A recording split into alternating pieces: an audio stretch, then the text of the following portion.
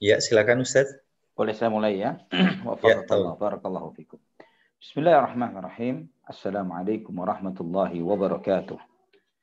Innal hamdalillah nahmaduhu wa nasta'inuhu wa nastaghfiruh wa na'udzu billahi min shururi anfusina wa sayyiati a'malina. Man yahdihillahu fala mudilla lahu wa man yudlil fala hadiya lahu. Asyhadu an la ilaha illallah wahdahu la syarika lahu wa asyhadu anna Muhammadan 'abduhu wa rasuluhu la nabiyya ba'dahu. Allahumma salli wa sallim wa barik ala abdika wa nabiyyika Muhammad wa ala alihi wa sahbihi wa man ihtada bihadihi ila yaumil qiyamah. Qala Allah jalla wa ala ya ayyuhalladzina amanu taqullaha haqqa tuqatih wa la tamutunna illa wa antum muslimun. Ya ayyuhan nasu taqu rabbakumul ladzi khalaqakum min nafsin wahidah wa khalaqa minha zawjaha wa batha minhuma rijalan katsiran wa nisaa'a. Wattaqullaha alladzi tasaaluna bihi wal arham. Innallaha kana 'alaikum raqiba. يا أيها الذين آمنوا اتقوا الله وقولوا قولا سديدا يصلح لكم أعمالكم ويغفر لكم ذنوبكم ومن يطع الله ورسوله فقد فاز فوزا عظيما. أما بعد, saudaraku fillah rahimani wa rahimakumullah. Alhamdulillah, segala puji bagi Allah Subhanahu wa taala, Ar-Rahman Ar-Rahim, Zat yang Maha Pengasih, Zat yang Maha Penyayang, yang rahmat dan kasih sayangnya meliputi segala sesuatu, yang rahmat dan kasih sayangnya mendahului dan mengalahkan murka dan azabnya. Allah Subhanahu wa taala yang dengan rahmat dan kasih sayangnya, Allah Subhanahu wa taala memberikan kesempatan bagi kita untuk bisa bertemu kembali dalam kajian sirah Nabi kita Muhammad sallallahu alaihi wasallam ini. Semoga apa yang Allah Subhanahu wa taala anugerahkan berupa waktu, berupa kesempatan adalah ladang kita untuk menambah kebaikan, ladang kita untuk melakukan ibadah dan amal saleh untuk bertakarrub kepada Allah Subhanahu wa taala. Yang insyaallah ya Rabbana ya Karim, yang nantinya akan kita sangat syukuri ketika kita nanti kembali kepada Allah Subhanahu wa taala. Saudaraku-saudariku fillah rahimani wa rahimakumullah, pada kesempatan ini insyaallah kita akan membahas sedikit tentang jasa dari sahabat Abu Bakar As-Siddiq radhiyallahu anhu. Kenapa secara spesifik kita berbicara akan hal ini di awal dakwah Nabi kita Muhammad sallallahu alaihi wasallam? Karena memang begitu kentara dan begitu terlihat nyatanya jasa dan keagungan serta kemuliaan Abu Bakar As-Siddiq radhiyallahu anhu sejak awal dakwah ini. Dan ini juga menunjukkan kebenaran akan iman beliau radhiyallahu anhu wa ardhah. Dan ini menepis segala syubhat, segala keraguan, segala kebohongan yang ditebarkan oleh mereka-mereka yang tidak mengetahui atau bahkan terlebih dari itu tahu namun membenci karena penyakit hasad, iri dan dengki yang ada di dalam hati mereka terhadap para sahabat Nabi radhiyallahu anhum ajma'in. Karena ikhwani wa akhwati fillah rahimani wa rahimakumullah, di antara sesuatu yang sudah menjadi kesepakatan para ahlus sunnah wal jamaah adalah mencintai para khulafaur rasyidin, mencintai Abu Bakar, Umar, Uthman, Ali.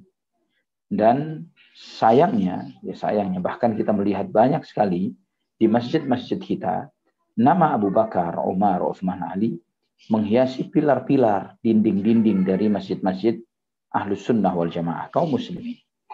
Dan ketika mereka ditanya mengenai apa sih jasa Abu Bakar, apa jasa Umar, ya, apa jasa Uthman, apa jasa Ali bin Abi Thalib radhiyallahu anhum ajma'in, rata-rata sebagian besar dari kita tidak bisa menjawab akan hal ini. Bahkan ketika sampai ada seseorang yang sampai memfitnah, bahkan memfitnah Abu Bakar, memfitnah Umar, memfitnah Uthman, memfitnah Ali radhiyallahu anhum ajma'in, mengatakan dan menuduh mereka dengan banyak tuduhan-tuduhan yang sangat negatif, seperti yang dilakukan kaum Syiah Rafidhah alaihim ma yastahiquhum, yang mereka berani menghina manusia mulia Abu Bakar As-Siddiq radhiyallahu anhu, Umar bin Affan, Umar bin Khattab dan Uthman bin Affan radhiyallahu anhum ajma'in, atau kaum Khawarij yang mereka ini membenci, ya, dan juga kaum Nasibi yang mereka sangat membenci Ahlul Bait, terutama Ali bin Abi Thalib radhiyallahu anhu. Dan mereka memiliki masing-masingnya memiliki jatah dari kebatilannya masing-masing, dari kefasikan mereka, dari kebid'ahan mereka. Maka Inilah pentingnya kita belajar sirah Nabi kita Muhammad Sallallahu Alaihi Wasallam. Karena dengan begini kita menyadari bahwa manusia-manusia yang memang memiliki kehormatan dan kemuliaan yang besar dan sudah begitu menghiasi kehidupan kita sehari-hari di dalam khutbah-khutbah Jumat seringkali ketika ditutup dengan sholawat dan kemudian at-taradhi mengucapkan wa radhiyallahu an ashabi Rasulillah sallallahu alaihi wasallam Abi Bakar wa Uthman wa Abu Bakar wa Umar wa Uthman wa Ali dan yang wa ala sair sahabati ajma'in dan seterusnya. Ini karena memang mereka memiliki kedudukan yang sangat agung di sisi Allah Subhanahu wa taala. Dan saya sendiri kadang sering berpikir ketika kaum Syiah mereka ngaji sirah misalnya, hikmah apa yang mereka ambil? Bagaimana mereka menyampaikan, memaparkan sirah Nabi Shallallahu Alaihi Wasallam dengan menghilangkan peran-peran dari sosok-sosok seperti Abu Bakar, Umar, Uthman, Ummahatul Mukminin seperti Ummul Mukminin Aisyah radhiyallahu anha dan Hafsah radhiyallahu anha, yang mereka sangat membenci sosok-sosok ini. Dan kenyataannya ikhwan wa akhwati fillah, bukan sampai di sana, mereka bahkan cukup berhasil dengan misalnya dengan beredarnya film Ar-Risalah, The Message, yang seringkali diputar ketika mungkin pada event-event liburan atau event-event tertentu, yang menggambarkan film yang cukup lama, yang seringkali diulang-ulang, ditayangkan di televisi-televisi kita, bahkan sudah didubbing dengan bahasa Indonesia atau dengan terjemahannya, yang ternyata film ini disusun dengan konsep dan metode yang dikutip hampir 100% dari kaum Syiah Rafidhah. Ya, film Ar-Risalah atau The Message ini, yang kalau tidak salah pemeran Hamzahnya Anthony Quinn kalau tidak salah. Ya, itu film cukup lama, dari anak kecil sudah pernah menonton film tersebut. Nah, antum yang tahunya sirah Nabi Shallallahu Alaihi Wasallam dari film itu, dan sayangnya adalah seperti ini, banyak dari kita tahunya sejarah Nabi Muhammad SAW adalah dari film. Bukan dari buku sirah yang dipelajari, bukan dari majelis ilmu yang didengar, yang disampaikan oleh ustaz-ustaz yang punya kompetensi, yang memiliki pemahaman cukup dengan sirah Nabi SAW, yang merujuk kepada kitab-kitab sirah, namun malah nonton dari film, dari musalsal, dari serial.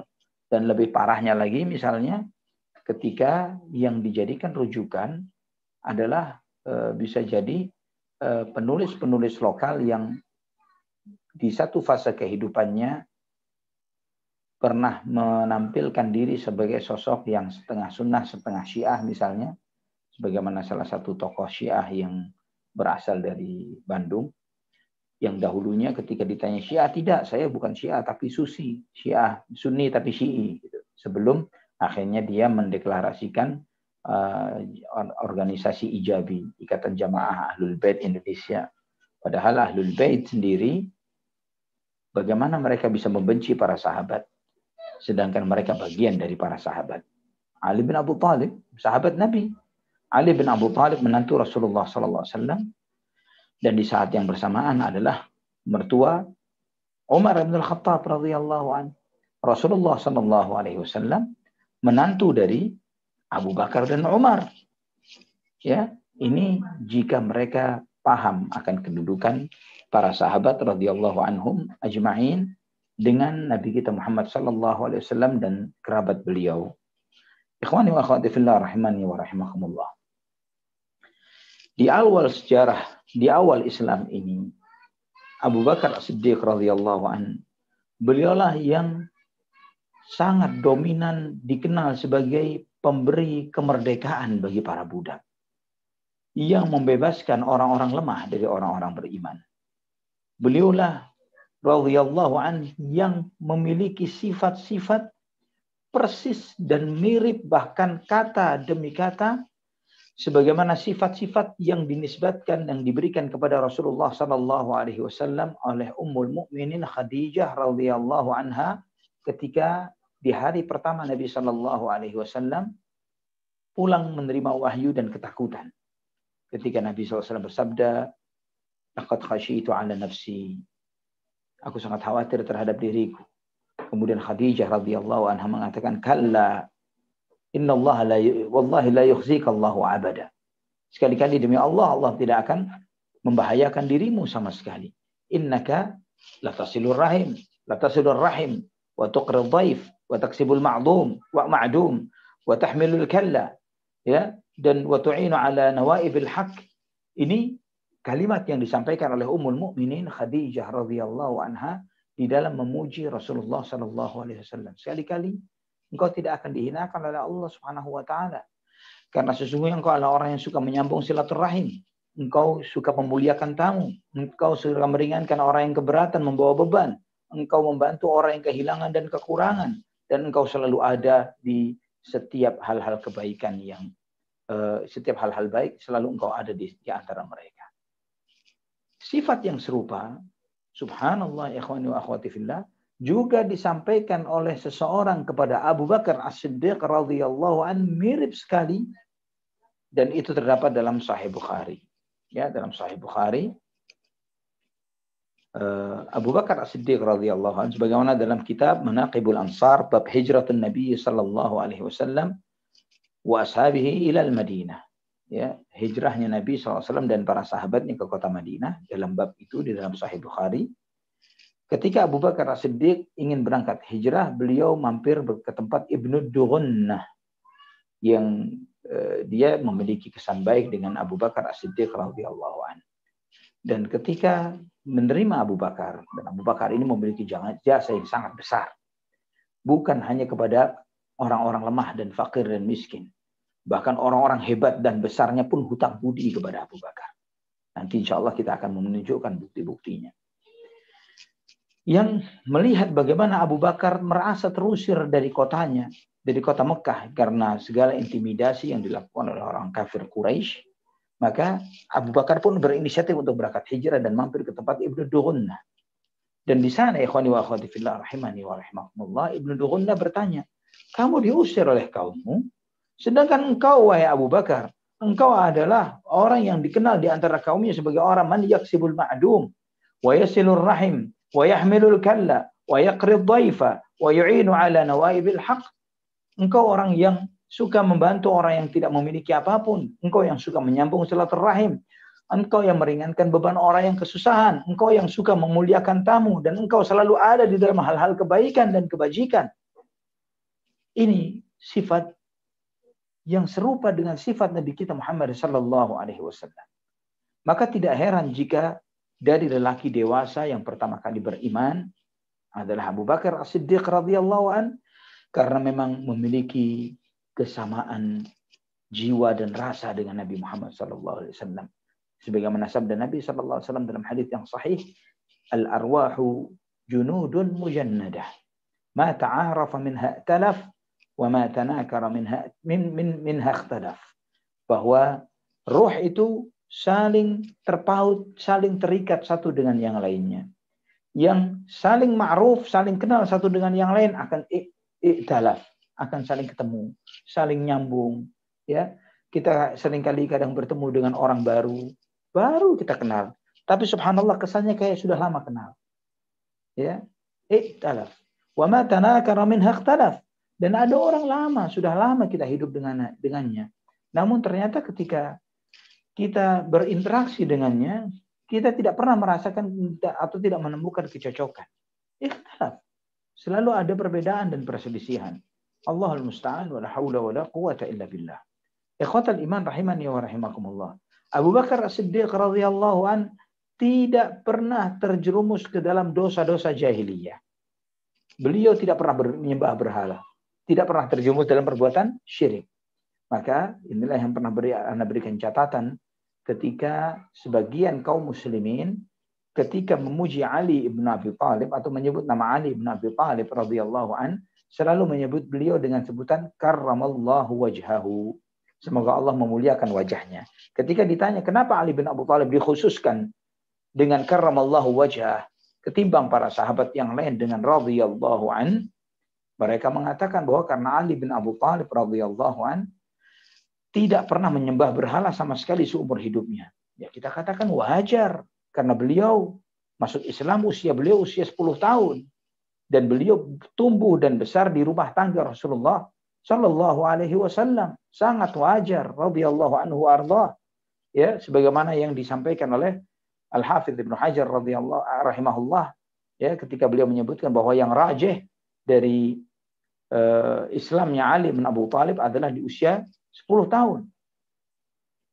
Namun Abu Bakar yang usianya terpaut 2,5 tahun dengan Nabi kita Muhammad Sallallahu Alaihi Wasallam, yang menjalani masa kehidupan yang seperti itu, Abu Bakar radhiyallahu anhu yang berinteraksi dengan kaum kafir Quraisy dan mengalami dan beliau memiliki jasa-jasa yang sangat besar di antara kaumnya sebagai pedagang yang pengusaha yang cukup berhasil dan sukses dan terkemuka di antara kaumnya, dan dia sama sekali tidak tersentuh dengan dosa-dosa jahiliyah. Inilah suatu keutamaan yang luar biasa pada diri Abu Bakar As-Siddiq radhiyallahu anhu. Beliau sangat disayangi oleh kaumnya. Beliau yang hatinya sangat lembut, terutama terhadap orang-orang lemah dan para budak, dan menafkahkan banyak dari hartanya untuk membeli budak-budak. Dan apa yang dilakukan? Beliau merdekakan radhiyallahu anhu. Mereka ini dimerdekakan oleh Abu Bakar radhiyallahu anhu dari perbudakan, dan kemudian mereka setelah dimerdekakan oleh Abu Bakar dibeli dan kemudian dimerdekakan agar mereka menjadi hamba-hamba Allah Subhanahu wa taala yang merdeka, yang tidak menghambakan diri mereka kepada siapapun kecuali hanya kepada Allah Subhanahu wa taala. Ikhwatal iman rahimani wa rahimakumullah, itulah siddiqu hadhil ummah Abu Bakar As-Siddiq radhiyallahu anhu wa ardhah. Manusia yang memiliki kedudukan yang paling mulia setelah para nabi dan para rasul, yaitu Abu Bakar As-Siddiq radhiyallahu anhu. Sampai Umar bin Khattab radhiyallahu sampai mengatakan, andai kata iman seluruh umat ini ditaruh di satu anak timbangan dan iman Abu Bakar ditaruh di satu anak timbangan yang lain, niscaya lebih berat imannya Abu Bakar ketimbang seluruh umat ini. Kenapa tidak? Utsman bin Affan, Abdurrahman bin Auf, Sa'ad bin Abi Waqqas, Sa'id bin Zaid, ya, beberapa Abu Ubaidah bin Jarrah, yang termasuk 5 orang di antara 10 orang yang dijamin surga masuk Islam melalui Abu Bakar As-Siddiq radhiyallahu anhu. Yang artinya setiap amalannya Utsman bin Affan, beliau bersedekah, beliau wakaf, beliau baca Quran, hatam Quran, bikin mushaf Utsmani, dan yang lain sebagainya, semua jasa-jasa besarnya Utsman bin Affan untuk umat ini, Abu Bakar dapat pahalanya. Allahu Akbar, Allahu Akbar. Baru Utsman. Belum sahabat yang lainnya, ikhwani wa akhwati fillah rahimani wa rahimakumullah. Maka tidak kebayang betapa mulia dan betapa agungnya sahabat yang mulia ini. Di antara sahabat-sahabat mulia yang dimerdekakan oleh Abu Bakar As-Siddiq radhiyallahu anhu adalah sahabat Bilal bin Rabah radhiyallahu anhu. Ibnu Ishaq meriwayatkan bahwa Abu Bakar As-Siddiq melewati Umayyah bin Khalaf yang sedang menyiksa Bilal. Ketika itu Abu Bakar berkata kepada Umayyah bin Khalaf, "Ala tattaqillaha fi hadzal miskin hatta mata?" Apa kamu tidak takut kepada Allah terhadap orang miskin ini, kamu siksa seperti ini? Sampai kapan? Sampai kapan? Maka kemudian Umayyah bin Khalaf mengatakan, "Anta alladhi afsadtahu fa anqidhhu mimma tara." Kamu yang merusak. Kata Umayyah bin Khalaf kepada Abu Bakar, kamu yang merusak. Kalau kamu mau, selamatkan dia dari apa yang dia alami. Kemudian kata Abu Bakar, "Af'al, saya mau. Saya punya budak hitam dan lebih kuat fisiknya dan agamanya sama dengan agamamu, penyembah berhala. Kalau kamu mau barter, tukar." Maka kata Umayyah, "Ya, saya terima." Maka kemudian Abu Bakar radhiyallahu anhu mengatakan, "Huwalak." Itu milikmu. Dan kemudian Abu Bakar mengambil Bilal dan kemudian memerdekakan Bilal bin Rabah radhiyallahu anhu arda. Sebagaimana disebutkan dalam sirah Ibnu Hisham. Dalam riwayat yang lain, di dalam Musnad Musaddad, ya, Musaddad ini Ibnu Musarhad adalah salah seorang ulama yang terhormat dalam ilmu hadis. Beliau lahir di pertengahan abad kedua, yaitu tahun 150 Hijriahan, wafat di 228 Hijriyah. Beliau di antara gurunya Imam Bukhari, gurunya Imam Abu Dawud, gurunya Abu Zur'ah dan yang lainnya. Beliau memiliki sebuah karya musnad dari Ma'mar ibn Abi Hindin. Beliau mengatakan, di dalam riwayat itu mengatakan bahwa Bilal ini adalah budaknya Abu Jahal dan di tempat Abu Jahal dan disiksa oleh Abu Jahal. Kemudian Abu Bakar mengutus seseorang dan berkata kepadanya, saya beli Bilal, dan kemudian dimerdekakan oleh Abu Bakar As-Siddiq radhiyallahu anhu. Ini disebutkan oleh Hafidz dalam Fathul Bari. Dan juga dalam riwayat Ibnu Abi Syaibah dalam musannafnya dengan sanad yang sahih dari Qais bin Abi Hazim, dia berkata bahwa Abu Bakar radhiyallahu anhu membeli Bilal dengan 5 auqiyah. Ya, 5 auqiyah itu satu auqiyah ini kurang lebih 40 dirham. Ya, jadi kurang lebih Abu Bakar membeli Bilal dengan harga 200 dirham perak. Kemudian dia berkata, yang pemilik Bilal ini mengatakan, "Lau abaita illa auqiyatan labi'nakahu." Ya, kamu membelinya dengan 5 auqiyah. Andai kata 1 auqiyah saja kamu beli Bilal ini, saya akan jual. Apa kata Abu Bakar?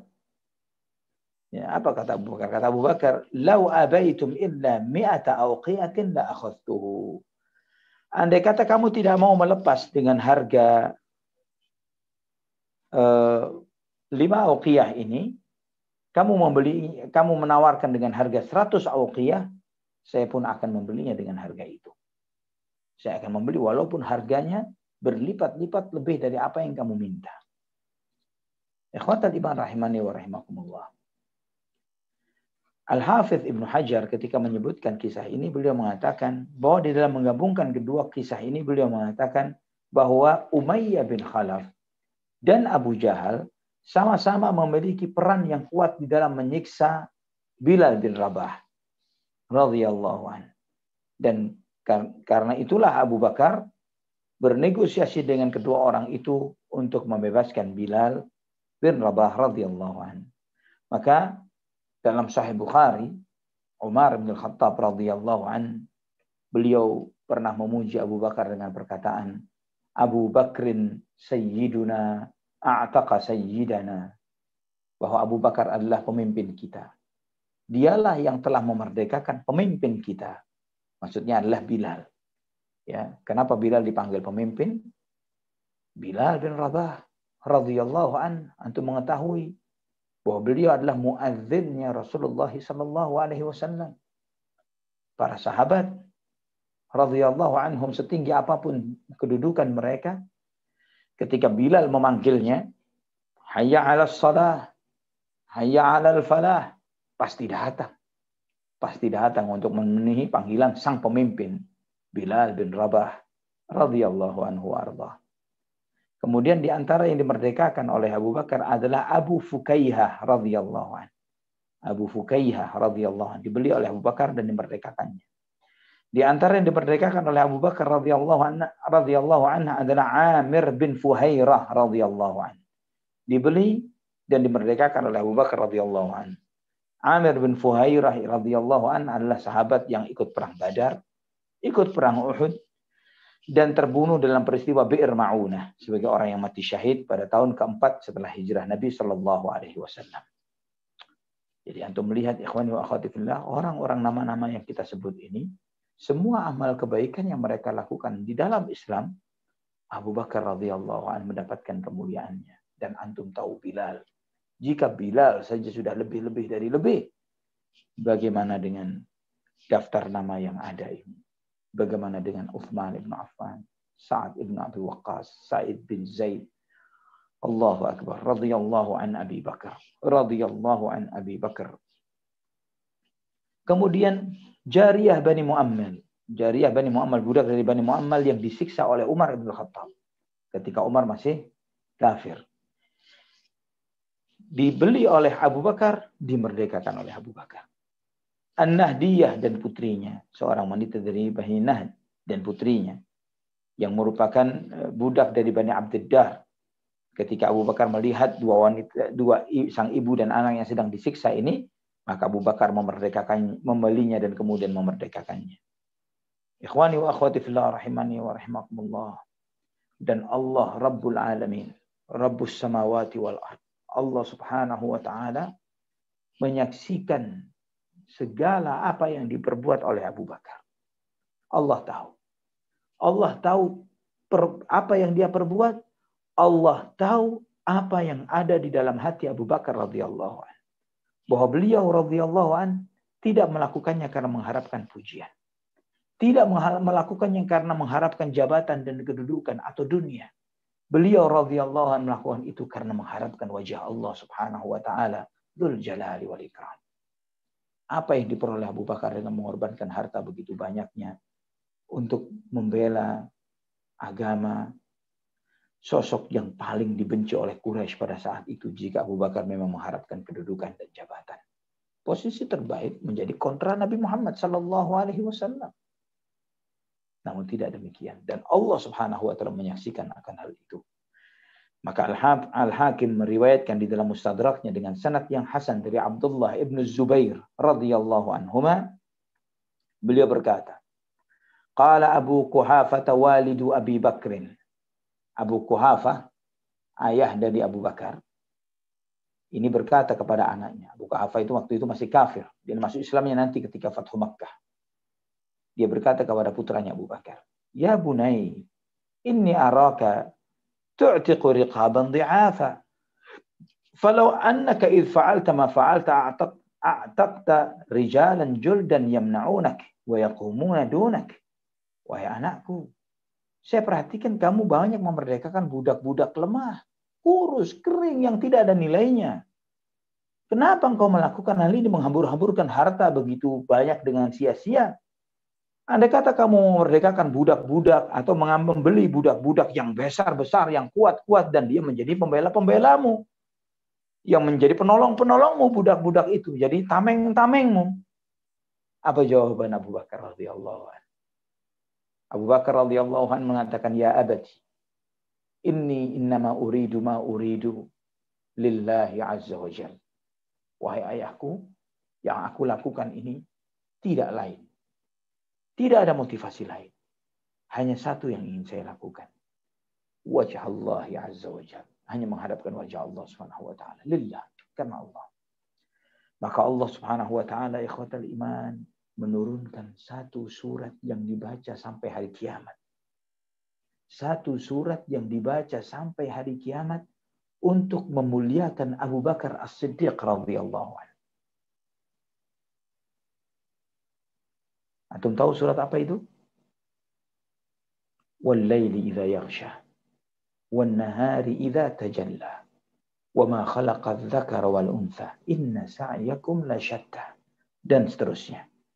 Di ayat yang kelima sampai akhir Allah berfirman, fa amma man a'ta wattaqa wa saddaqa bil husna fasanuyassiruhu lil yusra wa amma man bakhila wastaghna wa kadzdzaba bil husna fasanuyassiruhu lil usra wa ma yughni anhu maluhu idza taradda inna 'alaina lal huda wa inna lana lal akhirata wal ula فأنذرتكم نارا تلظى لا يصلاها إلا الأشقى الذي كذب وتولى وسيجنبها الأتقى الذي يؤتي ماله يتزكى وما لأحد عنده من نعمة تجزى إلا ابتغاء وجه ربه الأعلى ولسوف يرضى.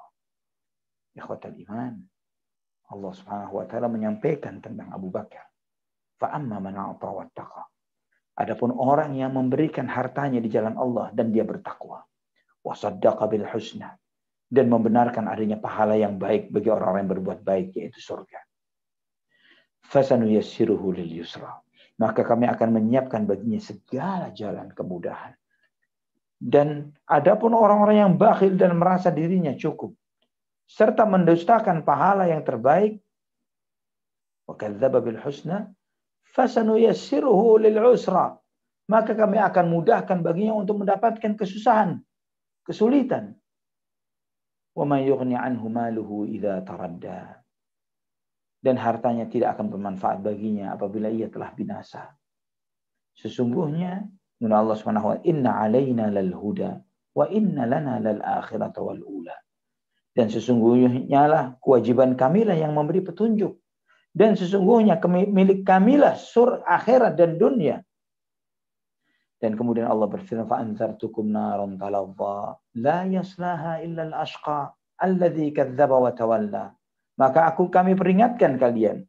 Kami peringatkan kalian dengan adanya neraka yang menyala-nyala, yang tidak akan masuk ke dalamnya kecuali orang yang paling celaka, yang mendustakan kebenaran dan beriman dan mendustakan iman, ya, dan berpaling dari keimanan. Wa sayujannabuhal atqal ladzi yu'ti malahu yatazakka. Dan kelak akan dijauhkan orang-orang yang paling bertakwa. Dia akan dijauhkan dari neraka itu. Yaitu mereka yang menafkahkan hartanya di jalan Allah, yatazakka, ingin mensucikan dirinya. Wa ma li ahadin 'indahu min ni'matin tujza. Padahal tidak ada seorang pun yang memberikan suatu nikmat kepadanya yang harus dibalasnya. Dia melakukan kebaikan itu bukan untuk sebagai bentuk balas budi kepada seseorang yang telah punya hutang, yang dia punya hutang budi kepada orang itu. Wa ma li ahadin 'indahu min ni'matin tujza illa ibtigha'a wajhi rabbihil a'la. Tetapi dia hanya memberikan itu semata-mata karena mencari untuk melihat wajah Allah Subhanahu wa taala yang Maha Tinggi. Wala saufa yardha. Dan kelak dia pasti akan mendapatkan kepuasan. Allahu akbar. Ayat-ayat ini ikhwatal iman diturunkan untuk Abu Bakar As-Siddiq radhiyallahu anhu wa ardhah. Al-Hafidh Ibnu Katsir, Al-Imam Ibnu Katsir di dalam tafsirnya tentang ayat-ayat ini beliau mengatakan, "Dzakara ghairu wahidin minal mufassirin anna hadhihi al-ayati nazalat fi Abi Bakr As-Siddiq radhiyallahu anhu. Hatta inna ba'dahum hakal ijma'a minal mufassirin 'ala dzalik."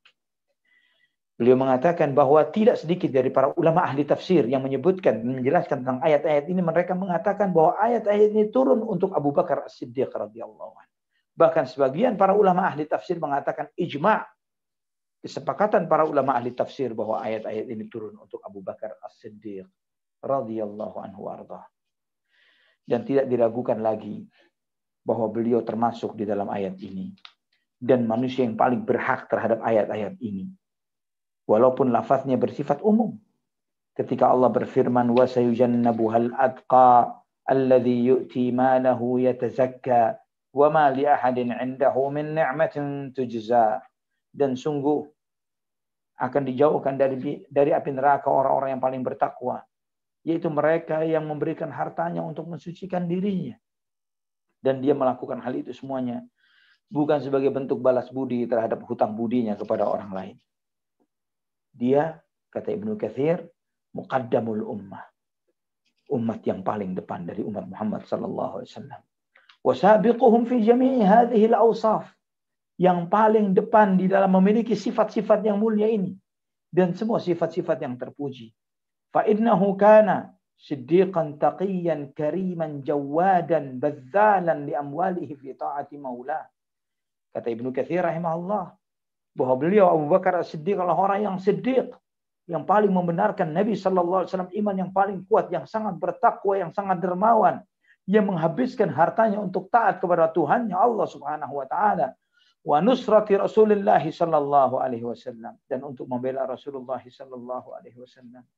Fa kam min darahim wa dananir badzalaha ibtigha'a wajhi rabbihil karim. Berapa banyak dinar dan dirham yang dia keluarkan untuk mengharap wajah Allah yang Maha Mulia. Lam yakun li ahadin minan nasi 'indahu minnah. Dia tidak pernah punya hutang budi kepada seseorang sehingga dia harus membalas budi tersebut.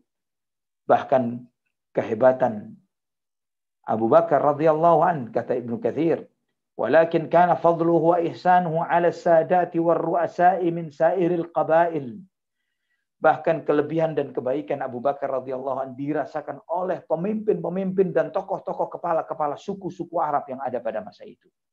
Maka Urwah bin Mas'ud Ats-Tsaqafi, Urwah bin Mas'ud Ats-Tsaqafi radhiyallahu anhu, beliau adalah pembesar di kaumnya dari suku Taif, ya, orang-orang kafir Quraisy pernah protes kepada Nabi Shallallahu Alaihi Wasallam, kenapa kok turun ke kamu Quran ini? Sehingga sampai turun firman Allah dalam surat Az-Zukhruf ayat 31, wa qalu laula nuzila hadzal Qur'anu ala rajulin minal qaryatayn 'azim. Mereka orang-orang Quraisy berkata, kenapa Quran yang tidak diturunkan kepada salah satu dari dua orang yang termulia dari dua desa yang sangat terkenal, dua kota yang sangat terkenal. Maksud dua orang itu adalah yang satu Al-Walid Ibn Al-Mughirah yang ada di Mekah, atau Urwah bin Mas'ud di Taif. Ya, yang mereka maksud adalah Urwah bin Mas'ud di Taif, tokoh yang sangat dihormati, pemimpin dari suku Thaqif. Dia pemimpin suku Thaqif. Ketika dalam perjanjian Hudaybiyah, saat itu posisinya masih kafir. Dia belum masuk Islam. Abu Bakar ngomong keras kepada Urwah bin Mas'ud dengan omongan yang sangat pedas kepada Urwah bin Mas'ud, dengan sangat tegas. Padahal dia pemimpin kaum yang sangat dihormati. Apa jawaban Urwah bin Mas'ud radhiyallahu anhu ketika itu dia masih kafir? Dia mengatakan, "Amma wallahi, laula yadun laka kanat 'indi lam ajzika biha la ajabtu." Demi Allah ya Abu Bakar, andai kata karena saya punya hutang budi yang belum bisa saya bayar kepadamu, saya akan tanggapi omongan yang keras ini, omonganmu ini. Hutang budi. Pemimpin kaum yang sangat dimuliakan pada saat itu hutang budi kepada Abu Bakar. Apalagi orang lemahnya. Apalagi yang lemahnya. Kata Ibnu Katsir rahimahullah, fa idza kana hadza haluhu ma'a sadatil arabi wa ru'asa'il qabail fa kaifa biman adahum. Jika ini memang kehebatan Abu Bakar, kedermawanan Abu Bakar kepada para pemimpin Arab dan kepala-kepala sukunya, bagaimana dengan orang-orang di bawah mereka? Oleh karena itulah Allah Subhanahu wa taala secara khusus menyebutkan tentang Abu Bakar di dalam ayat-ayat ini, wa ma li ahadin 'indahu min ni'matin tujza illa ibtigha'a wajhi rabbihil a'la wa la sawfa yarda. Maka dia melakukan itu semuanya bukan karena membalas budi kepada seseorang yang harus dia balas. Dia melakukan itu semuanya karena mengharapkan pahala, mengharapkan wajah Allah Subhanahu wa taala yang maha tinggi. Dan Allah Subhanahu wa taala akan ridha kepadanya. Ikhwatal iman, rahimani wa rahimakumullah. Ini kehebatan Abu Bakar. Dan baru kita lihat dari satu sisi di fase awal Islam. Semakin hari, semakin akan terlihat kehebatan dan kebesaran jasa beliau radhiyallahu anhu. Nanti antum akan membaca siapa yang mempersiapkan bekal hijrah Rasulullah SAW. Antum akan melihat bagaimana Abu Bakar ketika menjadi tameng hidupnya Nabi SAW di kota Mekah. Sampai berdarah-darah wajah beliau ketika para orang-orang kafir Quraisy memukuli Abu Bakar. Sampai beliau dengan pingsan dibopong pulang ke rumahnya. Sampai tidak bisa dibedakan mana hidung dan mulut beliau. Karena berlumuran dengan darah. Ketika siuman ditenangkan oleh keluarganya, apa kata Abu Bakar? Kaifa bin Nabi, kaifa bi Rasulullah sallallahu alaihi wasallam. Bagaimana Rasulullah? Rasulullah baik, tenang saja Rasulullah baik. Tidak akan tenang hatiku sampai aku melihat Rasulullah sallallahu alaihi wasallam dalam keadaan baik. Dengan wajah yang masih berlumuran darah, dibopong beliau ke rumah Rasulullah sallallahu alaihi wasallam. Dan ketika melihat Rasulullah SAW dalam keadaan baik, baru tenanglah hatinya dan baru beliau mau dirawat wajahnya. Radhiyallahu anhu. Ketika hijrah di Madinah, Nabi SAW ingin membangun Masjid Nabawi. Ternyata tanah itu milik dua orang anak yatim. Dan Nabi SAW mengganti bil muqabil. Saya akan bayar. Berapa? Sekian. Tapi anak yatim mengatakan, tidak ya Rasulullah, kami ingin mewakafkan. Kata Nabi, tidak, saya bayar. Bagaimana Nabi SAW membayarnya? Nabi SAW mengambil dari harta Abu Bakar. Dari harta Abu Bakar radhiyallahu anhu. Kebayang ikhwatal iman? Sampai hari ini Masjid Nabawi dipakai sholat. Seberapa besar pahala Abu Bakar As-Siddiq radhiyallahu anhu. Sampai kiamat. Dajjal mengepung kaum muslimin di kota Madinah. Dalam beberapa riwayat disebutkan bahwa Dajjal, laknatullah alaih, Allahumma ba'idna minhu wa na'udzu billahi min fitnatil masiihid dajjal. Ketika dia mengepung kota Madinah karena dia tidak bisa masuk kota Madinah. Dia melihat dari kejauhan dari gunung-gunung di sekitar Madinah. Dia menunjuk ke kota Madinah sambil mengatakan, apakah kamu lihat istana putih itu? Itulah masjidnya Ahmad. Istana putih. Subhanallah. Padahal antum tahu, di zaman Nabi SAW, Masjid Nabawi itu adalah dari batang-batang korma. Tidak kebayang wujudnya seperti sosok istana seperti sekarang. Tapi itu yang diriwayatkan dari peristiwa Dajjal. Dia melihat istana putih sebagai masjidnya Ahmad, masjidnya Nabi Muhammad SAW. Ikhwatal iman rahimani wa rahimakumullah.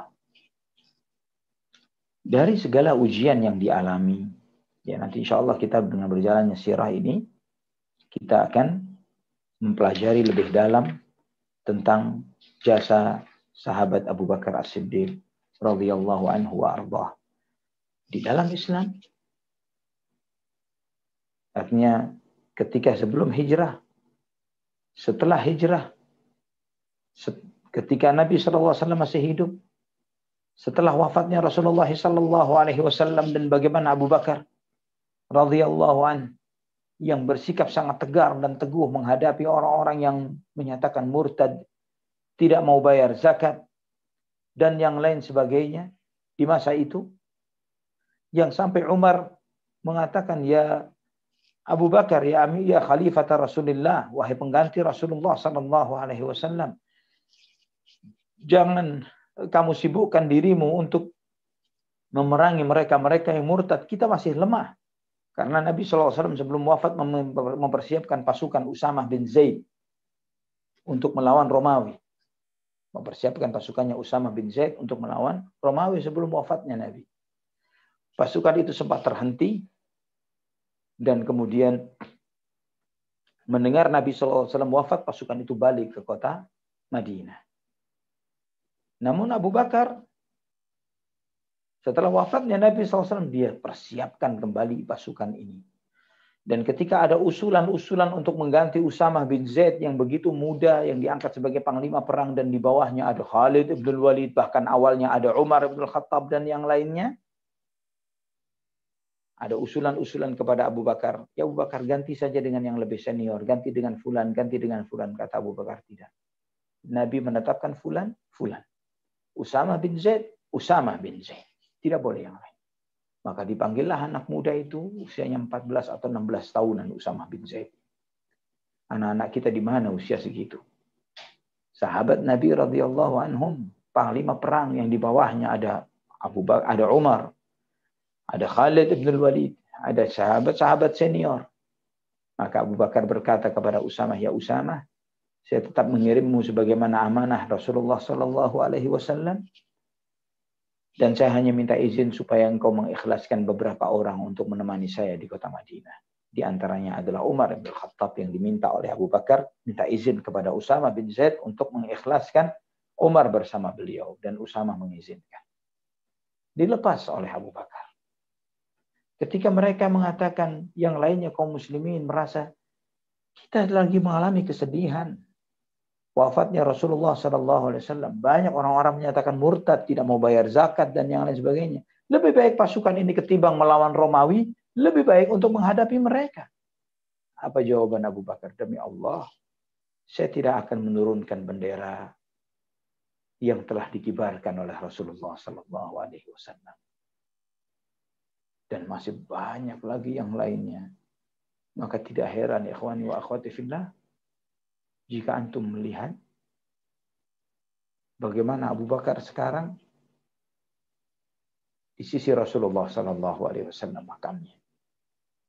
Maka ada salah seorang yang bertanya kepada Imam Malik bin Anas radhiyallahu anhu, bagaimana kedudukan Abu Bakar dan Umar di masa hidupnya bersama Rasulullah SAW? Maka jawaban Imam Malik bin Anas radhiyallahu rahimahullah sambil menuju ke kubur, kamu lihat seperti itu ketika mereka masih hidup. Rasulullah SAW, Abu Bakar dan Umar. Seperti itu mereka hidup, dan demikian pula ketika mereka wafat, dikuburkan berdampingan. Rasulullah SAW di bawah seukuran pundak Nabi adalah Abu Bakar, di bawah seukuran kaki Nabi, di situ kuburnya Umar bin Khattab radhiyallahu anhuma, wa sallallahu ala nabiyyina sallallahu ala alihi wa sahbihi wasallam. Ikhwatal iman rahimani wa rahimakumullah. Ini sekilas tentang kemuliaan Abu Bakar radhiyallahu anhu. Manusia termulia, manusia yang sampai para ulama sampai mengatakan ketika Nabi SAW bersabda dalam sebuah hadis yang dengan derajat yang hasan, tidaklah matahari menyinari bumi mengenai sosok manusia yang lebih mulia setelah para nabi melebihi Abu Bakar As-Siddiq radhiyallahu anhu. Sehingga sampai ada para ulama sampai mengatakan andai kata Khidir alaihi salam itu bukan nabi, Nabi Khidir, andai kata bukan nabi, dia bukan nabi, cuma sosok seorang wali, maka Abu Bakar lebih mulia dari Khidir alaihi salam. Abu Bakar radhiyallahu anhu lebih mulia dari Khidir alaihi salam. Dan pujian para sahabat kepada Abu Bakar begitu banyaknya. Di antara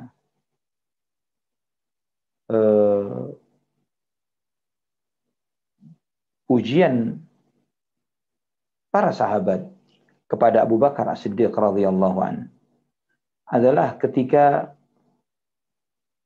Abu Bakar radhiyallahu anhu meninggal dunia, yang mereka ini saling satu dengan yang lainnya berziarah menjenguk kepada Abu Bakar. Kemudian Ali bin Abu Thalib datang. Ali bin Abu Thalib menangis.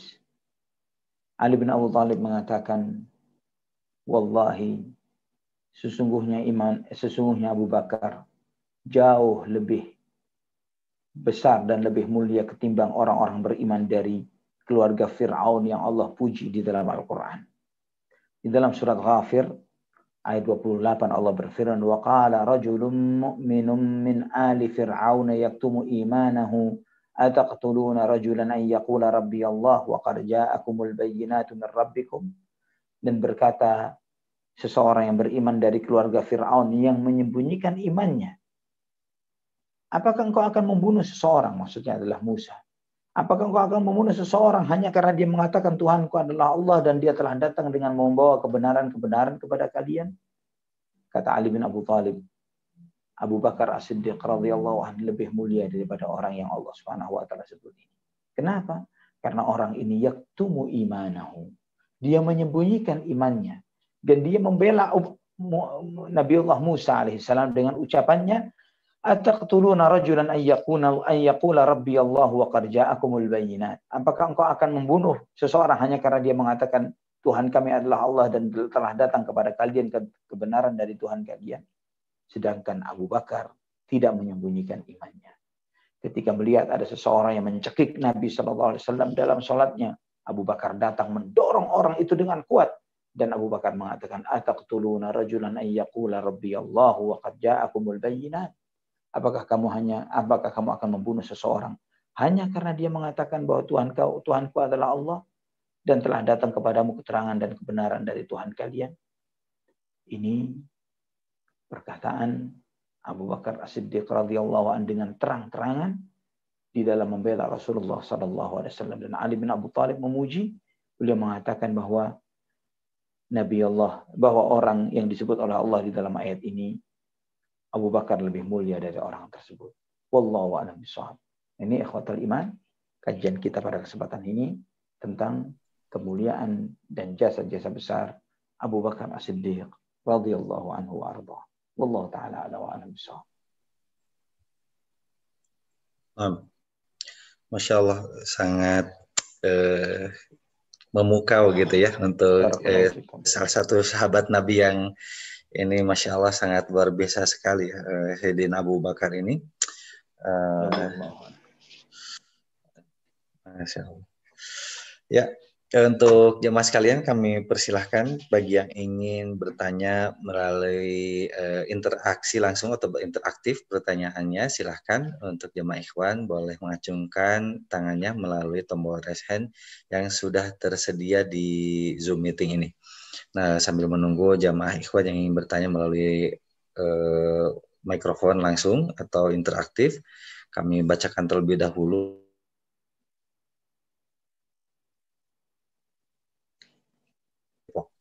Afwan Ustadz, izin bertanya di luar tema jika berkenan ya. Bagaimana sikap kita yang baik ketika saat ini pihak keamanan diinstruksikan untuk mempelajari kitab kuning dalam kurung NU yang mungkin di dalamnya terdapat hal-hal yang tidak sesuai dengan kaidah Islam itu sendiri. Mohon arahannya Ustadz, mohon maaf jika pemahamannya saya ini salah. Demikian Ustadz, syukur. Keamanan, siapa yang dimaksud dengan keamanan di sini? Polisi atau siapa? Ini di Kesatuan Polri yang sekarang itu ada anjuran supaya anggota yang muslim itu mempelajari kitab kuning. Itu kabarnya Ustaz di berita. Nah, barakallahu fikum. Kitab kuning secara umum dipahami sebagai kitab kuning hanya karena buku tersebut dicetak dengan kertas yang berwarna kuning, bukan kertas berwarna putih. Jadi tergantung isinya apa. Ya, sebagai contoh misalnya ini Anda lihat, Anda tunjukkan ini sebuah kitab, ini kertasnya kuning juga. Ini kita salah satu kitab yang Anda ajarkan di kitab kajian setiap Sabtu pagi, Tazkiratus Sami' wal Mutakallim fi Adabil Alim wal Muta'allim. Ini kertasnya kuning. Ya. Kemudian contoh kitab tafsir, kitab sirah yang Anda bahas, ini kitab Al-Lu'lu'ul Maknun fi Siratin Nabiyil Ma'mun, ini ada 4 jilid. Ini kertasnya juga kuning. Ya, kitab kuning juga. Ya. Dan Riyadhus Shalihin dan banyak lagi kitab-kitab yang lainnya. Bahkan ini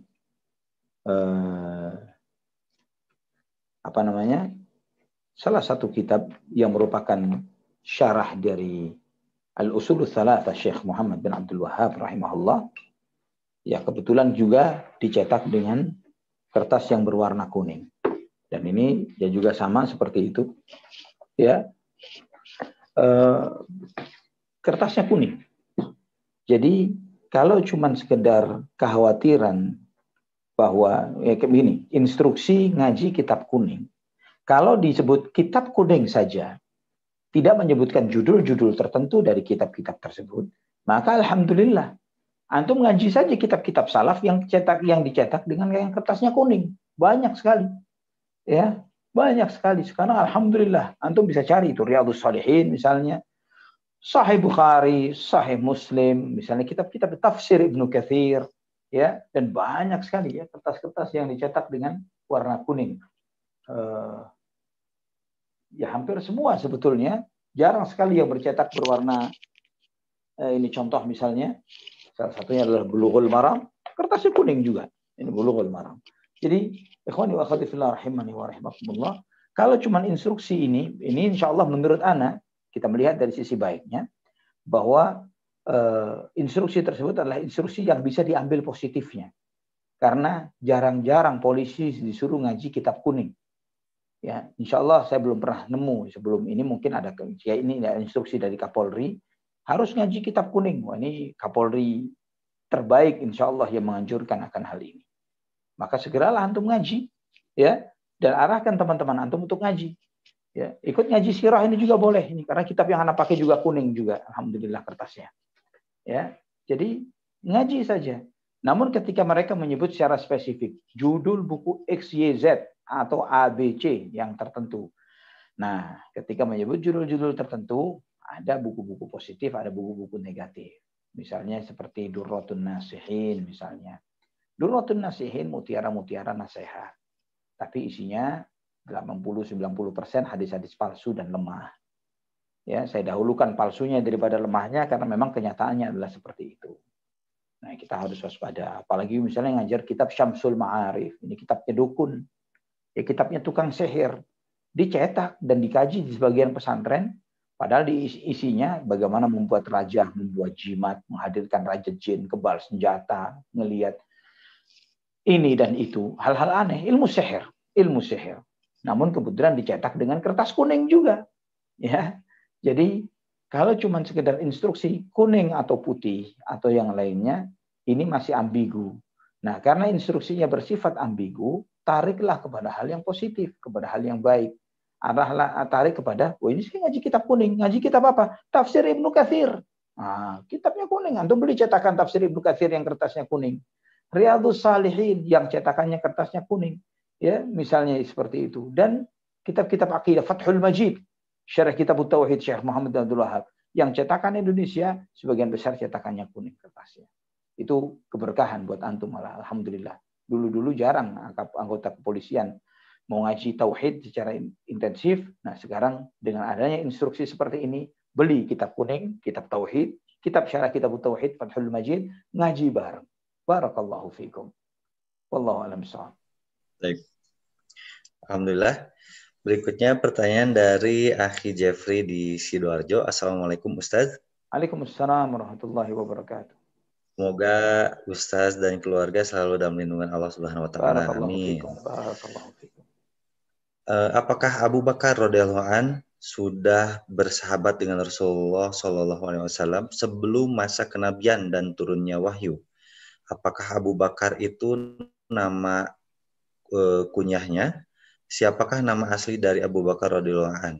Demikian Ustaz pertanyaannya, barakallahu fiik wa jazakallahu fiikum, barakallahu fiik. Nah, antum mengetahui dua fase dakwah Nabi SAW, dakwah sembunyi-sembunyi dan dakwah terang-terangan.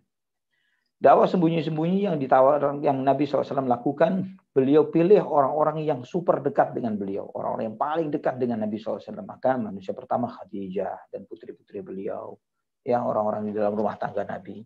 Kemudian orang luar rumah Abu Bakar radhiyallahu an. Ini menunjukkan keakraban yang dekat, kedekatan yang sangat erat antara Rasulullah SAW dengan Abu Bakar. Karena memiliki keserupaan sifat, ya kecenderungan kita akan kumpul dengan orang-orang yang setipe dengan kita, dengan sifat. Yang ketika kita memiliki seseorang yang anti malas misalnya, orang-orang yang memang menghargai waktu dengan baik, yang rajin, yang mereka ini memperhatikan produktivitas yang tinggi untuk kehidupannya, maka mereka akan kumpul dengan yang seperti itu. Ya, sedangkan sebaliknya orang yang malas-malasan, yang doyannya menghabiskan waktunya dengan game dan permainan, mereka akan ngumpul dengan semisalnya. Ya, kiai, para orang-orang berilmu, orang-orang saleh, para talibul ilm akan kumpul dengan para tulabul ilm. Ya, preman, ya kumpulnya dengan sesama preman. At-tuyuru ala ashkaliha taqa'u, sebagaimana dalam pepatah Arab mengatakan at-tuyuru ala ashkaliha taqa'u, bahwa burung itu akan kumpul bareng dengan sejenisnya. Wallahu a'lam bishawab. Jadi ini menunjukkan kedekatan yang dekat antara Abu Bakar radhiyallahu an dengan Rasulullah SAW sebelum masa kenabian. Siapa nama Abu Bakar? Abdullah, itu nama Abu Bakar. Abdullah ibnu Abi Quhafa. Ibnu Abi Quhafa, itu Abdullah adalah nama Abu Bakar. Dikatakan Abu Bakar karena yang paling bergegas menyambut keimanan. Bakar artinya bergegas, yang cepat.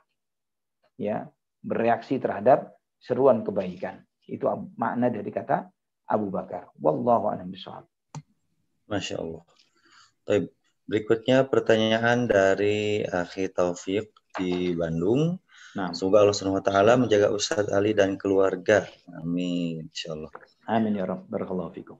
Ustadz, sependek pengetahuan anak, Abu Bakar As-Siddiq radhiyallahu an hampir selalu bersama Rasulullah dalam setiap kesempatan, dari sebelum hijrah, ketika hijrah, dan setelah hijrah.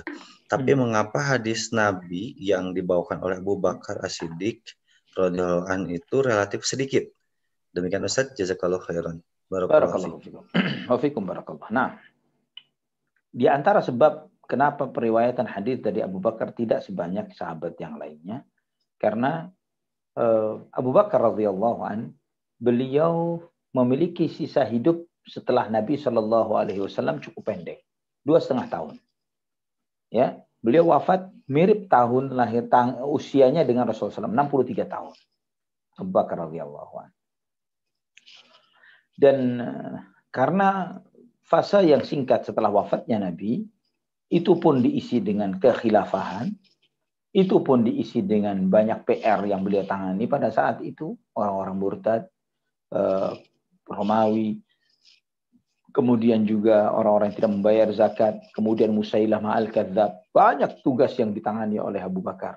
Sehingga banyak aktivitas beliau bukanlah aktivitas yang mentransferkan ilmu dalam bentuk pengajaran kepada murid-murid tertentu. Berbeda dengan sahabat-sahabat yang diberi kesempatan oleh Allah SWT dengan usia yang lebih lama. Seperti putri Abu Bakar sendiri, Aisyah Ummul Mukminin radhiyallahu anha. Ya, beliau memiliki banyak kesempatan untuk mengajar kepada banyak para sahabat yang lainnya dan tabi'in. Berbeda dengan ayah Aisyah radhiyallahu anha. Itu di antara sebab kenapa hadis-hadis yang diriwayatkan oleh Abu Bakar radhiyallahu anhu tidak sebanyak sahabat-sahabat yang lain. Wallahu a'lam bishawab.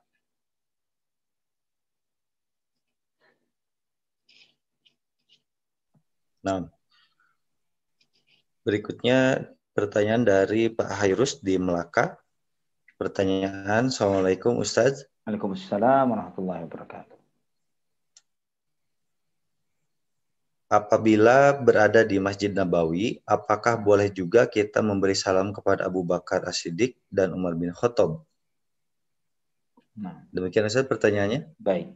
Nah, Syekh bin Baz rahimahullah di dalam risalah beliau tentang adab-adab haji dan umrah, beliau mengajarkan juga tentang adab di Masjid Nabawi, bahwa adab di Masjid Nabawi niat kita ke sana adalah untuk sholat sebagaimana perintah Nabi Shallallahu Alaihi Wasallam. Dan karena di sana terletak makam Rasulullah Shallallahu Alaihi Wasallam dan Abu Bakar dan Umar, maka antum juga berziarah ke makam Rasulullah Shallallahu Alaihi Wasallam dan Abu Bakar dan Umar. Dan ketika berziarah ke makam tersebut, mengucapkan Assalamualaikum ayuhan Nabi wa rahmatullahi wabarakatuh. Kemudian Assalamu ala Abi Bakrin wa Umar radhiyallahu anhuma, itu juga disampaikan oleh Syekh bin Baz rahimahullah di dalam risalahnya. Dan perlu dipahami ikhwani wa akhwati fillah, bahwa ucapan salam yang diucapkan kepada ahlul kubur bukan berarti bahwa ahlul kubur itu mendengar. Ya, bukan berarti bahwa ahlul kubur itu mendengar. Karena ini adalah sunnah Nabi Shallallahu Alaihi Wasallam. Tapi bukan berarti bahwa mereka mendengar. Dan Nabi Shallallahu Alaihi Wasallam mendengar berdasarkan sabda beliau dalam Sahih Muslim, Inna lillahi malaikatan sayyahina fil ard yuballighuni an ummatis salam. Sesungguhnya Allah Subhanahu wa taala memiliki malaikat-malaikat yang bertebaran di muka bumi yang menyampaikan salam umatku kepadaku. Ini menunjukkan bahwa mengucapkan salam kepada Nabi tidak harus di depan makam Nabi. Karena ada malaikat yang bertebaran, meskipun kita misalnya pada kesempatan ini berulang-ulang mengucapkan sallallahu alaihi wasallam, Allahumma salli wa sallim wa barik ala nabiyyina Muhammad, kita mengucapkan salawat dan salam kepada beliau sallallahu alaihi wasallam, itu semuanya sampai kepada beliau walaupun tidak di hadapan makam beliau sallallahu alaihi wasallam. Wallahu a'lam bishawab.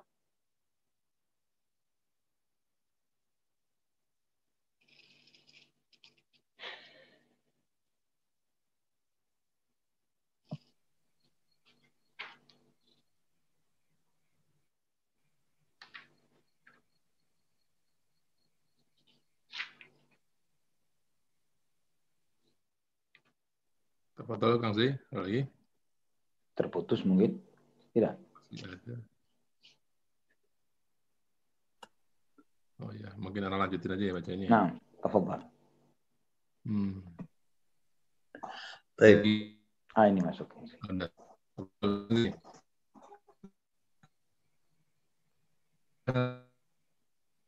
Afan terputus-putus juga suara antum, Akh Taufik. Barakallahu fikum. Coba Ana kembali ya. Nah, ini pertanyaan dari Rozana Umurukayah di Malaysia, Ustaz. Semoga Allah senantiasa membantu kita untuk mencontoh para sahabatnya. Amin. Izin bertanya, bagaimanakah cara menyikapi sebagian orang yang terkadang merasa pesimis setiap saat mendengar sirah para nabi, para sahabat, para salafus sholih, karena dia melihat bahwa dirinya sangat jauh dengan para salafus sholih, sehingga terkadang membuatnya merasa malas beribadah dengan alasan bahwa ibadahnya sebanyak apapun itu tidak akan menyamai ibadahnya para salaf. Demikian Ustaz pertanyaannya, jazakumullahu khairan. Barakallahu fiik. Itulah pentingnya kita belajar untuk memiliki hati yang baik. pentingnya kita belajar untuk memiliki hati yang jernih, yang terbebas dari penyakit-penyakit dan kotorannya seperti syirik dan yang lain sebagainya. Karena memang hati adalah raja bagi anggota tubuh. Ketika hati ini baik, maka anggota tubuh yang lainnya akan baik. Sehingga ketika hati itu bersih dan jernih, dia akan merefleksikan kebenaran itu dengan sempurna.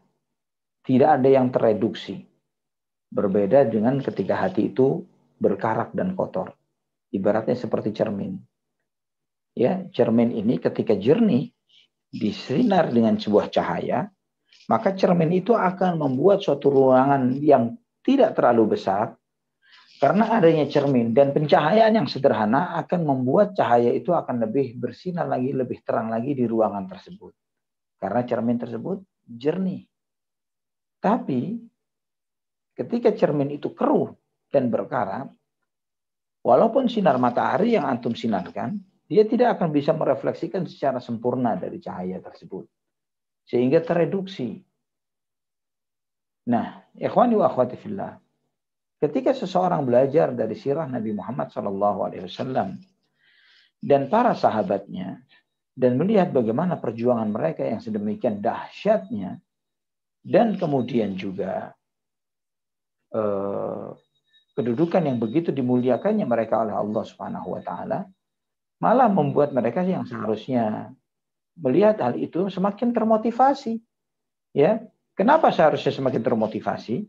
Karena ternyata orang-orang yang paling mulia kedudukannya di dalam agama ini, Rasulullah SAW dan para sahabatnya, dengan sedemikian hebat ibadahnya, dengan sedemikian hebat ujian yang mereka jalani di kehidupan, ternyata mereka tidak mendapatkan kenikmatan hidup seperti yang kita rasakan saat ini di dunia. Yang semestinya kita, jika mendapati nikmat yang lebih besar, harusnya lebih terpacu untuk lebih bertakarrub, lebih bersyukur kepada nikmat-nikmat Allah tersebut. Melebihi mereka-mereka yang lebih sedikit diberi nikmatnya dunia. Ini yang semestinya yang ada dalam hati kita. Kemudian juga ketika seorang berpikir bahwa sehebat apapun ibadah saya tidak akan bisa seperti para sahabat, memang benar. Kita tidak akan bisa seperti para sahabat. Sehebat apapun kita, memang benar. Ya, tapi setidaknya kita berharap untuk dikumpulkan bersama mereka. Sebagaimana Anas bin Malik radhiyallahu anhu mengatakan bahwa hadis yang paling saya suka adalah ketika Nabi SAW bersabda kepada seseorang yang bertanya kepada Nabi, "Ya Rasulullah sallallahu alaihi wasallam, mata sa'ah, kapan kiamat?" Nabi kemudian sallallahu alaihi wasallam bertanya, "Madza a'dadta laha?" Apa yang kau siapkan untuk kiamat itu? Kemudian sahabat ini mengatakan, tidak ada yang tidak banyak ya Rasulullah, kecuali hanya cinta Allah dan Rasulnya. Kemudian Nabi SAW bersabda, "Anta ma'aman ahbabta." Engkau akan dikumpulkan bersama orang yang engkau cintai. Kemudian juga Anas bin Malik akhirnya mengatakan bahwa saya sadar amal saya tidak seperti Rasulullah SAW. Saya sadar bahwa amal saya tidak seperti Abu Bakar dan Umar. Ini perkataan Anas bin Malik. Dan saya berharap kepada Allah agar aku dikumpulkan bersama mereka kelak pada hari kiamat. Subhanallah. Kita lebih pantas untuk mengucapkan perkataan Anas bin Malik ketimbang Anas bin Malik radhiyallahu an. Ikhwani wa akhwati fillah. Kita sadar bahwa amal kita tidak akan bisa menggapai mereka. Tidak akan mungkin. Tapi kita berharap ya Rabb dengan rahmat dan kasih sayang Allah. Karena surga itu diraih bukan dengan kehebatan amal kita, karena amal kita bukan kompensasi setimpal untuk surga bukanlah kompensasi setimpal untuk amal kita, tapi surga itu adalah karena rahmat Allah Subhanahu wa taala. Kita berharap agar Allah Subhanahu wa taala menempatkan kita bersama Rasulullah sallallahu alaihi wasallam dan para sahabatnya al-Muhajirin dan Ansar. Sebagaimana janji Allah, "Wa may yuti'illaha war rasul fa ulaika ma'al ladzina an'ama Allahu 'alaihim minan nabiyyin was-siddiqin wasyuhada'i was-salihin wa hasuna ulaika rafiqa." Barang siapa yang taat kepada Allah dan Rasulnya, maka mereka akan dikumpulkan oleh Allah Subhanahu wa taala bersama para nabi, para siddiqin, para syuhada dan orang-orang saleh, dan mereka adalah sebaik-baik rafiq, sebaik-baik teman. Sebagaimana Allah firmankan di dalam surat An-Nisa ayat 69. Yang ayat ini, sebab turunnya diantaranya adalah pertanyaan seorang sahabat yang serupa, ya artinya ketika ada seorang sahabat yang bernama Thauban, Maula Rasulullah sallallahu alaihi wasallam, yang dia sangat cinta kepada Nabi yang luar biasa. Dan kemudian sahabat ini mengatakan, ya Rasulullah, inni la uhibbuk. Ya Allah, ya Rasulullah, sungguh aku sangat cinta kepadamu. Aku sangat cinta kepadamu ya Rasulullah, melebihi cintaku kepada istri dan anak-anakku, bahkan melebihi cintaku kepada diriku sendiri. Dan aku menyadari ya Rasulullah sallallahu alaihi wasallam bahwa hidup ini ternyata begitu singkatnya. Dan akhirnya nanti kita pun akan dipisahkan dengan ajal dan kematian. Dan di situ saya teringat ya Rasulullah bahwa engkau manusia yang paling mulia. Engkau lebih mulia dari para nabi dan para rasul. Kau berada di tempat derajat yang sangat tinggi. Dan kami di mana ya Rasulullah? Kami tidak akan kumpul bersamamu, tidak akan lagi melihatmu ya Rasulullah. Hanya ada kesempatan di dunia ini saja ketemu dengan engkau. Jika pola pikirnya seperti ini, ikhwani wa akhwati fillah, Thauban radhiyallahu an masih ada kesempatan melihat Nabi karena beliau hidup sebagai sahabat dan maula budak yang dimerdekakan oleh Nabi SAW. Masih ada kesempatan untuk bertemu dengan beliau. Dan kita kapan? Tidak akan ada kesempatan untuk bertemu dengan beliau sallallahu alaihi wasallam.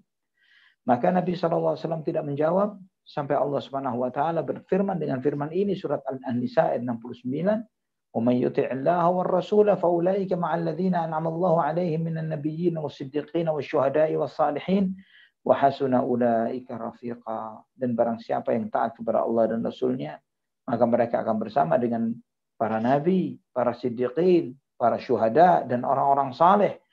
Dan mereka adalah sebaik-baiknya teman, sebaik-baiknya sahabat. Ya Rabbana ya Karim, kita tahu dan kita menyadari amal kita tidak ada nilai dan artinya. Tapi kita memohon dan meminta kepada Allah, ya Rabb, ya Rabb, ya Rahman, ya Rahim. Kita memohon kepada Allah agar Allah Subhanahu wa taala menempatkan kita, menjadikan kita sebagai teman dan sahabat Rasulullah sallallahu alaihi wasallam, dan Abu Bakar dan Umar dan Uthman dan Ali dan para sahabat Muhajirin dan Ansar yang lainnya di surganya kelak. Amin ya rabbal alamin. Wallahu a'lam bishawab.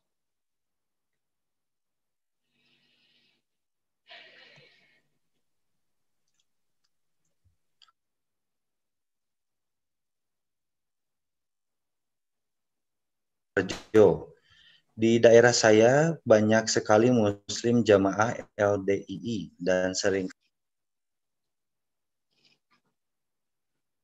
Terputus pertanyaan antum Kang Zaid. Suara antum.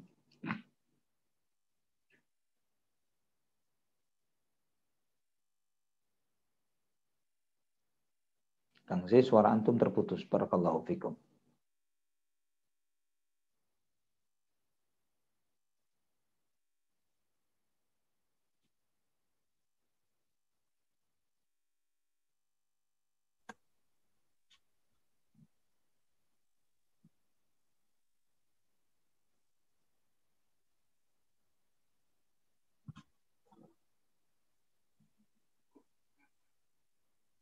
Afwan Ustaz.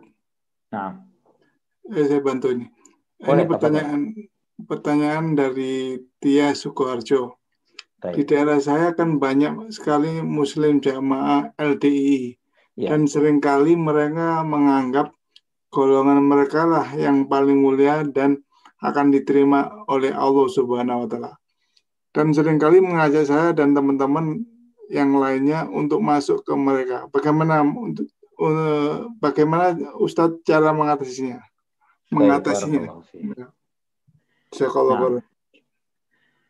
Menghadapi jamaah LDII dan mereka ini adalah aliran yang sesat dan menyimpang.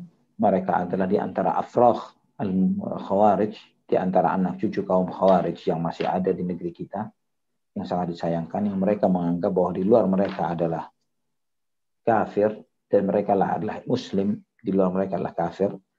Dan alhamdulillah ya ikhwani wa akhwati fillah, sudah cukup banyak dari para ustadz-ustadz dan dai-dai mereka yang sadar dan taubat kepada Allah, yang menjadi dai-dai yang benar, dai-dai sunnah yang al-haq, yang terus meluruskan pemahaman mereka yang menyimpang ini.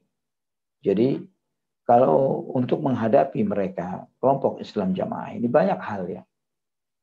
Sederhana, di antara hal yang paling logik adalah misalnya, mereka mengatakan bahwa mereka adalah Muslim dan di luar mereka adalah kafir. Jika benar seperti ini, kenapa Allah Subhanahu wa Ta'ala tidak memberikan kemenangan kepada mereka sebagaimana Allah memberikan kemenangan kepada Rasulullah SAW dan para sahabat, yang merupakan penisbatan mereka kepada diri mereka. Ya, LDI jika mereka ini adalah di atas yang hak, harusnya mereka yang dominan. Tapi mereka di antara ulama saja mereka tidak ada. Ulama saja di antara LDI tidak ada orang yang berilmu. Dan bagaimana bisa Islam itu hanya terkumpul di dalam sebuah organisasi minoritas ya yang ada di negeri ini, dan kemudian organisasi ini nyebrang sedikit aja ke negeri lain, Malaysia misalnya, Singapura misalnya, Brunei Darussalam misalnya, atau termasuk apalagi Saudi, India dan lain sebagainya, Yaman, tidak ada. Dan cuman terbatas hanya Islam itu pada sekelompok orang-orang ini saja. Dan ketidakadaan orang berilmu di antara mereka itu sudah sebagai cukup hujah yang sangat kuat. Bahwa tidak adanya orang berilmu yang ada di muka bumi ini yang mensupport dan mendukung akidah dan pemikiran mereka. Jadi tanya kepada mereka, kalian punya orang ulama tidak? Ulama tidak? Di Makkah dan Madinah. Gitu saja. Kenapa Makkah Madinah tidak diamanahkan kepada kalian oleh Allah Subhanahu wa Ta'ala jika kalian adalah satu-satunya yang benar? Ya, tanya seperti itu. Siapa ulama kalian di kota Makkah? Siapa ulama kalian di kota Madinah? Itu saja. Yang paling simpel. Jika kamu bisa tunjukkan itu, dan itu di antara ulamanya umat Islam, ulamanya kaum muslimin yang menjadi rujukan, ya jelaslah kalian adalah yang benar. Tapi mereka tidak akan bisa menunjukkan akan hal ini. Mereka seringkali menisbatkan Syekh Fulan adalah berkesepahaman dengan mereka ketika Syekh itu mungkin sesekali diundang ke Indonesia misalnya dan hadir di jamaah mereka, organisasi mereka. Syekh-syekh itu hanya bertamu dan tidak tahu bahwa aliran dan pemikiran mereka seperti itu. Mereka hanya main klaim saja. Setelah syekh-syekh itu diberitahu, baru syekh-syekh ini sadar dan akhirnya pun memperingatkan akan bahaya dari organisasi ini. Wallahu a'lam bishawab. Dan di antara ustadz kita, kalau tidak salah Ustadz Abdullah Rai hafizahullah, di antara ustadz kita yang disertasi doktoralnya tentang aliran LDI ini. Dan ada beberapa dorongan dari beberapa ikhwah, teman-teman dai, teman-teman ustadz agar beliau merapikan dan menerbitkan ini dalam bahasa Indonesia supaya bisa diambil manfaatnya bagi kaum muslimin yang lainnya. Wallahu a'lam bishawab. Alhamdulillah. Ustaz. Berikutnya ini ada pertanyaan dari Abu Zuhdi Al-Citayami ya, dari Citayam. Apakah benar sahabat mulia Abu Bakar pernah membenarkan bahwa adanya haji tamattu? Afan tidak membenarkan adanya haji tamattu. Oh ya, pertanyaannya. Ya. Jadi ketika Abu Bakar misalnya radhiyallahu an tidak mengamalkan, seperti demikian pula dengan Umar tidak melakukan haji tamattu. Ini sangat mungkin sekali. Dan ikhwani wa akhwati fillah rahimani wa rahimakumullah, Syekhul Islam Ibnu Taimiyah rahimahullah menjelaskan banyak sekali tentang fikih dan pendalaman ilmu para sahabat, ya. Dan memang mereka mengatakan bahwa manusia yang paling alim setelah Rasulullah SAW adalah Abu Bakar As-Siddiq. Namun bukan berarti paling alim itu menunjukkan bahwa dia tahu segala tentang Islam. Sampai pernah sekali waktu Abu Bakar radhiyallahu anhu pernah ditanya tentang berapa bagian dari seorang nenek di dalam pembagian ilmu, pembagian harta waris. Abu Bakar tidak tahu. Saya tidak tahu hal ini. Namun ada sebagian sahabat, beberapa orang sahabat mengatakan kami tahu ada, kami meriwayatkan dari Nabi.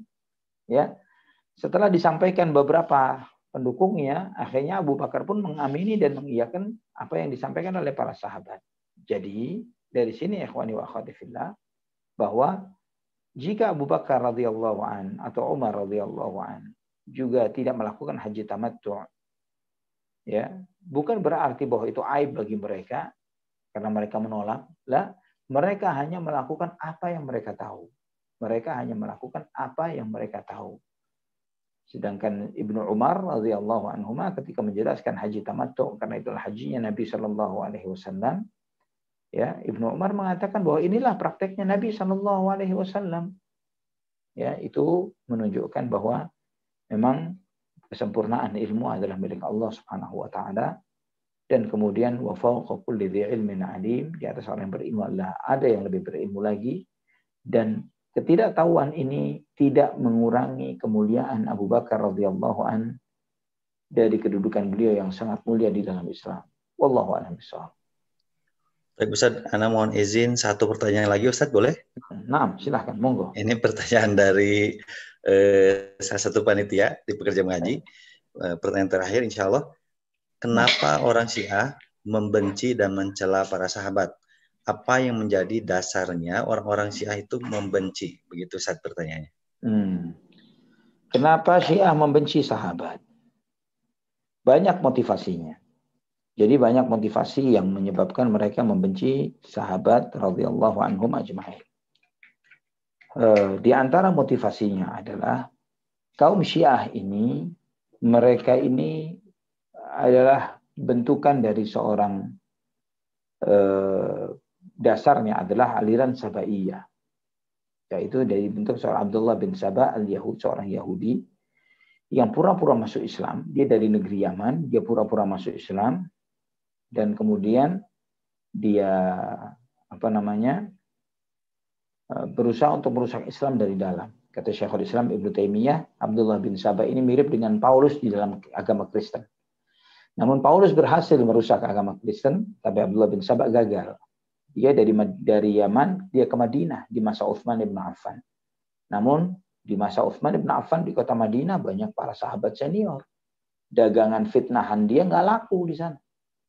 Karena banyak bentengnya, banyak orang-orang hebat di sana. Maka dia lari ke Mesir, dia lari ke Kufah, dia lari ke beberapa tempat ini, ya, dan mulai menyebarkan fitnah-fitnahnya di tempat-tempat itu. Ya, menyebarkan fitnah-fitnahnya di situ. Dia mulai menyebarkan bahwa Rasulullah SAW meninggalkan wasiat. Ya, setelah wafat, dia memunculkan ide-ide yang mirip dengan ide-ide yang ada di pemerintahan Romawi, Yunani, dan yang semisalnya. Ya, dia munculkan hal itu, dia munculkan fitnah-fitnah ini. Dan itu tidak laku di masa itu. Sampai kemudian mereka mengambil kesempatan dengan membuat fitnah terhadap di masa pemerintahan Utsman bin Affan sampai terjadi demo dan terbunuhnya Utsman radhiyallahu anhu. Juga di antara sebab lainnya adalah kebencian mereka karena mereka kan mengaku mencintai Ahlul Bait. Tapi jika antum perhatikan, mereka spesifik. Cinta Ahlul Bait itu kepada Ahlul Bait yang mana? Hanya keturunan Husain bin Ali saja. Hanya keturunan Husain bin Ali bin Abu Thalib radhiyallahu anhuma saja. Keturunan Hasan tidak diakui. Kenapa demikian? Karena keturunan Husain itu lahir dari istrinya Husain radhiyallahu an yang bernama Syahrbanu, yang dia adalah putri dari Kisra Persia. Putri dari Kisra Persia yang dinikah oleh Husain dan melahirkanlah Ali bin al-Husain dan anak cucu yang dijadikan imam-imam dari kalangan imam-imam Syiah. Dan mereka, dari sini kita melihat ikhwani wa akhwati fillah, bahwa mereka ini sebetulnya bukan mencintai Ahlul Bait, tapi mereka mencintai sosok Persia yang ada di dalam keluarga Nabi SAW, yaitu Syahrbanu ini dan keturunannya. Maka keturunan Hasan tidak diakui oleh mereka, keturunan Husain saja. Ya, hanya keturunan Husain. Dan mereka sangat benci Umar karena Umar lah yang menghancurkan Kisra. Ya, Umar yang menghancurkan pemerintahan Kisra Persia, Iran ini. Itu mereka sangat benci kepada Umar karena faktor itu. Dan tidak habis kebencian itu. Padahal jika kita bertanya kepada orang-orang Syiah ini, bagaimana bisa Husain bin Ali bin Abu Thalib menikah dengan Syahrbanu putri Kisra? Bagaimana bisa terjadi pernikahan itu? Ya, jika mereka mengikuti sejarah, Syahrbanu adalah salah satu tawanan perang ketika Umar bin Khattab dengan pasukan yang beliau kirim berhasil meruntuhkan, menghancurkan kekuasaan Kisra Persia dan membawa banyak tawanan perang, di antaranya adalah Syahrbanu, putri dari Kisra ini. Dan kemudian dihadiahkan kepada Husain bin Ali bin Abu Thalib, kemudian diperdekakan dan dinikah oleh Husain radhiyallahu anhu. Atas permintaan siapa? Permintaan ayahnya Husain, Ali bin Abu Thalib. Nah, pertanyaannya sederhana, ikhwani wa akhwati fillah. Jika mereka tidak mengakui pemerintahan Umar Ibnul Khattab radhiyallahu anhu yang menginvasi Kisra Persia, maka segala hasil yang diperoleh oleh Umar pada saat itu adalah hasil rampokan. Termasuk juga istrinya Husain, yang artinya Husain bukan menikah dengan sah dengan Syahrbanu, tapi wal'iyadzubillah, ya, ini adalah hubungan yang haram dan mereka tidak menyadari akan hal itu. Jadi anak seringkali bergurau menghadapi orang-orang Syiah ini, kalian harus berterima kasih kepada Umar, karena tanpa Umar radhiyallahu an, kalian tidak akan punya imam. Karena Umar radhiyallahu an yang menghadiahkan Syahrbanu kepada Ali, kepada Husain bin Ali, dan kemudian menikahinya, dan lahirlah imam-imam kalian. Ini jasa yang sangat besar. Kalau tidak itu kalian nggak punya agama. Wallahu ta'ala ala wa'adam bishawab. Ini di antara sebab-sebabnya. Dan masih banyak sebab yang lain. Masya Allah. Ini semakin malam sebetulnya semakin menarik ini Ustaz, tapi sayang sekali ini waktunya sudah pukul 21:31 Ustaz, Masya Allah. Untuk itu mungkin sebagai kata-kata penutup untuk pertemuan kajian malam hari ini Ustaz, dari Ustaz, tafadhol. Naam, ikhwani wa akhwati fillah rahimani wa rahimakumullah. Pada kesempatan ini kita sekilas membahas tentang jasa Abu Bakar As-Siddiq radhiyallahu anhu. Yang dari sini kita menyadari bahwa para sahabat radhiyallahu anhu memiliki jasa yang sangat besar untuk kita. Ya, karena Islam itu tidak tiba-tiba dari Nabi SAW langsung ke kita. Demikian pula Al-Quran, demikian pula sunnah Nabi SAW. Maka di antara bentuk terima kasihnya kita adalah sering mendoakan mereka, memuliakan mereka, mencintai mereka, dan mencintai sahabat ini bagian dari iman. Mencintai sahabat Muhajirin, sahabat Ansar, itu adalah bagian dari iman. Maka kita menunjukkan iman kita dengan mencintai para sahabat radhiyallahu anhum ajma'in, loyalitas kita, dan kita membenci siapa-siapa yang membenci mereka. Wallahu ta'ala ala wa alam bishawab. Mungkin di sini Kang Z ya, sampai di sini, dan kita tutup dengan doa kafaratul majlis. Ya, kita tutup dengan kafaratul majlis. Subhanakallahumma wa bihamdik, asyhadu an la ilaha illa anta astaghfiruka wa atubu ilaik. Wassalamualaikum warahmatullahi wabarakatuh. Waalaikumsalam warahmatullahi wabarakatuh. Masya Allah.